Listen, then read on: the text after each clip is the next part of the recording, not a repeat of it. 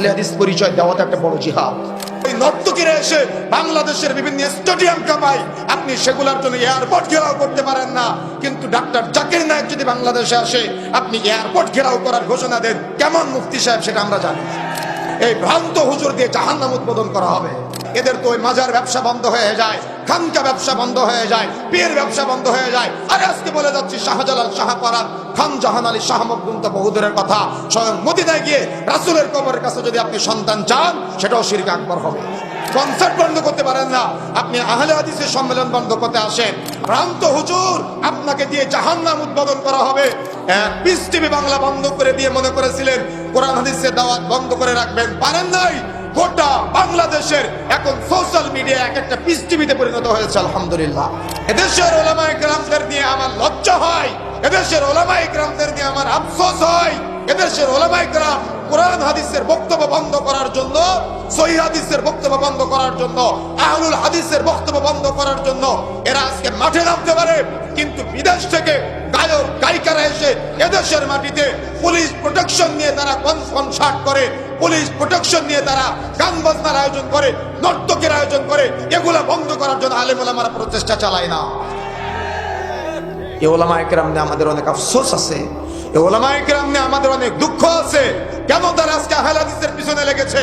কেন আজকে তারা সহিহ হাদিসের প্রচার যারা করে তাদের পিছনে লেগেছে? নিঃসন্দেহে তো কারণ আছে।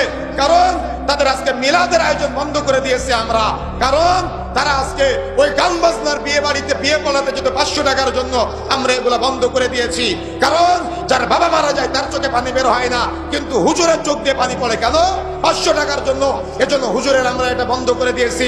এই জন্য হুজুর আজকে কষ্ট পায়। এই ভ্রান্ত হুজুর দিয়ে জাহান্নাম উদ্বোধন করা হবে। এই জন্য সতর্ক হতে হবে, সাবধান হতে হবে। আহলে হাদিসদেরকে নিয়ে আপনি নাড়াচাড়া দিবেন, তত আতর যেমন নাড়াচাড়া দিলে ঘ্রাণ ছড়ায় না, আহলুল হাদিসদেরকে নাড়াচাড়া দিলে ঘ্রাণ ছড়াবে। কোরআন ও হাদিসের দাওয়াত মানুষের ঘরে ঘরে পৌঁছে যাবে ইনশাআল্লাহ। পিস টিভি বাংলা বন্ধ করে দিয়ে মনে করেছিলেন কোরআন হাদিসের দাওয়াত বন্ধ করে রাখবেন, পারেন নাই। গোটা বাংলাদেশের এখন সোশ্যাল মিডিয়া এক একটা পিস টিভিতে পরিণত হয়েছে। আলহামদুলিল্লাহ, বন্ধ করবেন কিভাবে? অসম্ভব হতে পারে না।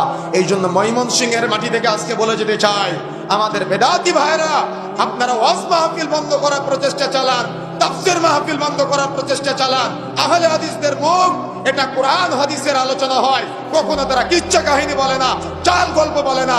যদি আপনাদের ব্যবসায় ভাটা পড়ে তওবা করে ফিরে আসার চেষ্টা করেন, কিন্তু আহলে হাদিসের মুখ বন্ধ করার প্রচেষ্টা চালাবেন না, কোরআন হাদিসের দাওয়াত বন্ধ করার প্রচেষ্টা চালাবেন না। আল্লাহ রাব্বুল আলামিন রাগান্বিত হবে। আল্লাহ রাব্বুল আলামিন অবশ্যই বিচার করবে। কেন? আমাদের হয়তো দুনিয়াতে কেউ নাই, কিন্তু বিচার আল্লাহ করবে। আমাদের হৃদয়ের কথা আমার আল্লাহ জানে। আজকে আপনি বেদাতি হয়ে, মাজার পূজারি হয়ে, খানকা পূজারি হয়ে, পীর পূজারি হয়ে কোরআন হাদিসের দাওয়াত বন্ধ করেন আর নিজেকে মুসলমান পরিচয় দেন। মনে রাখার চেষ্টা করবেন, যারা আজকে এগুলোর সাথে জড়িত, তওবা করে ফিরে আসার চেষ্টা করতে হবে। কোরআন হাদিসের দাওয়াত বন্ধ করেন, তাফসীর মাহফিল বন্ধ করেন, কিন্তু আপনি কনসার্ট বন্ধ করতে পারেন না, আপনার এলাকার যাত্রাপালা বন্ধ করতে পারেন না। ভ্রান্ত হুজুর, আপনাকে দিয়ে জাহান্নাম উদ্বোধন করা হবে। সতর্ক হওয়ার চেষ্টা করবেন, দুঃসাহস দেখাবেন না। কোরআন হাদিসের তাফসীর মাহফিলের অর্থাৎ আহলে হাদিসদের সম্মেলন বন্ধ করা এটা চারটিখানি ব্যাপার না। কোন সহিহ আকীদার আলেম, কোন আহলে হাদিস আলেম কোশ্চিন কালো কোন বেদাতি বক্তব্য দেয় না, শিরকের পক্ষে বক্তব্য দেয় না। কোরআনে যা আছে, হাদিসে যা আছে, কোরআনের বাহিরে, হাদিসের বাহিরে, সহিহ হাদিসের বাহিরে কখনো কোনো কথা বলে না। যদি প্রমাণ করতে পারেন তাহলে কোন আহলে হাদিস আলেম কখনো বক্তব্য দিবে না। কিন্তু আপনি কেন কোরআন হাদিসের বক্তব্য বন্ধ করতে চান? কেমন মুসলমান আপনি? কেমন মুসলমান আপনি? কেমন ঈমান আপনার যে আপনি কনসার্ট বন্ধ করতে পারেন না, আপনি আহলে হাদিসের সম্মেলন বন্ধ করতে আসেন? আপনি বিদেশ থেকে দেখা যাচ্ছে ওই নর্তকীরা এসে বাংলাদেশের বিভিন্ন স্টেডিয়াম কাঁপায়, আপনি সেগুলোর জন্য এয়ারপোর্ট ঘেরাও করতে পারেন না, কিন্তু ডাক্তার জাকির নায়েক যদি বাংলাদেশে আসে আপনি এয়ারপোর্ট ঘেরাও করার ঘোষণা দেন। কেমন মুফতি সাহেব সেটা আমরা জানি। মুফতি সাহেবের চরিত্র সম্পর্কে জানা আছে আমাদের।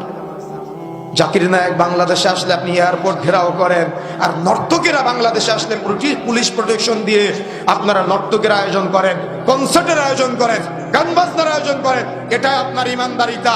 আবার বলতেছেন বাংলাদেশ নাকি 90% মুসলমানের দেশ। এই কথাগুলা বললে এদের শরীরে আবার কাটার মতো নাকি ফুটে। তাওহীদের জ্ঞান নাই, শরীয়তের জ্ঞান নাই, কোরআন হাদিসের জ্ঞান নাই। আছে কবর নিয়ে, আছে মাজার নিয়ে, আছে খানকা নিয়ে, আছে পীর নিয়ে, অথচ প্রত্যেকটা পীরের মাজার, প্রত্যেকটা খানকা এক একটা শিরকের আড্ডাখানা। সব আজকে সুন্নতের বাইরে গিয়ে, তাওহীদের বাইরে গিয়ে শিরকের আড্ডাখানা, বিদআতের আড্ডাখানা প্রতিষ্ঠা করার প্রচেষ্টা চালায়। এদেরকে নিয়ে কথা বললে এদের তো ওই মাজার ব্যবসা বন্ধ হয়ে যায়, খানকা ব্যবসা বন্ধ হয়ে যায়, পীর ব্যবসা বন্ধ হয়ে যায়। আরে আজকে বলে যাচ্ছি শাহজালাল, শাহপারার, খান জাহান আলী, শাহ মখদুম তো বহুদূরের কথা। স্বয়ং মদিনায় গিয়ে রাসূলের কবরের কাছে যদি আপনি সন্তান চান, সেটাও শিরক আকবার হবে। কথা বুঝতে পেরেছেন? এই জন্য আহলে হাদিসদের দাওয়াত বন্ধ করার প্রচেষ্টা চালিয়েন না। আতরের দিব্যায় নাড়া দিলে সুঘ্রাণ ছড়ায়। যারা এই নামটা জানতো না তাদের কাছে নাম পৌঁছে যাবে। এই যুগে আমি তো মনে করি আহলে হাদিস পরিচয় দেওয়াটা একটা বড় জিহাদ। কথা বুঝেন নাই? আপনি তো ব্যক্তির নামে নামকরণ করেন, আমি কোরআন হাদিসের নামে নামকরণ করি, এটা আমার বড় জিহাদ। আমি এটা গর্বের সাথে বলি আমি মুহাম্মাদি।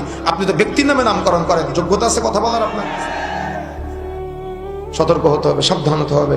যে কথা বলছেন, আল্লাহ বলছেন ফাওয়াইলুল লিল মুসাল্লিন, ফাওয়াইলুল লিল মুসাল্লিন। আর আপনি বলতেছেন ও তো নামাজ পড়ে, সহি পদ্ধতিতে পড়ুক আর ভুল পদ্ধতিতে পড়ুক, নামাজ তো পড়ে। এ কথা বলার কোনো এখতিয়ার আছে আপনার?